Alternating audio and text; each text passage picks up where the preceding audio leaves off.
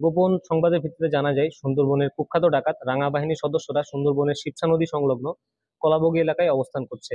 প্রাপ্ত তথ্যের ভিত্তিতে আজ 26 অক্টোবর 2025 তারিখ রবিবার সকাল 6টায় কোস্টগার্ড বেস মোংলা কর্তৃক উক্ত এলাকায় একটি বিশেষ অভিযান পরিচালনা করা হয়। অভিযান চলাকালীন কোস্টগার্ডের উপস্থিতি টের পেয়ে ডাকাতরা পালানোর চেষ্টা করে। পরবর্তীতে আভিযানিক দল ধাওয়া করে সুন্দরবনের দুর্ধর্ষ ডাকাত রাঙা বাহিনীর প্রধানকে দুটি একনলা বন্দুক এবং 6 রাউন্ড তাজা কার্তুজ সহ আটক করতে সক্ষম হয়। প্রাথমিক জিজ্ঞাসাবাদে জানা যায়, আটককৃত ডাকাত নজরুল শেখ বাগেরহাট জেলার রামপালের বাসিন্দা। সে দীর্ঘদিন যাবৎ তার বাহিনী নিয়ে সুন্দরবনে ডাকাতি করে আসছিল। এছাড়াও গত 31 জুলাই 2025 তারিখ রাঙা বাহিনী সুন্দরবনের জঙ্গলবাড়ি এবং বনবিবি রিসোর্টে চাঁদা দাবি করে চিঠি দিয়ে আসে।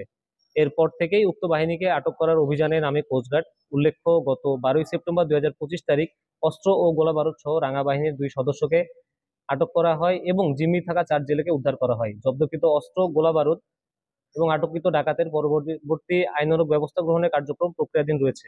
সুন্দরবনকে দোষমুক্ত রাখতে বাংলাদেশ কোস্টগার্ডের এই ধরনের অভিযান ভবিষ্যতেও অব্যাহত থাকবে।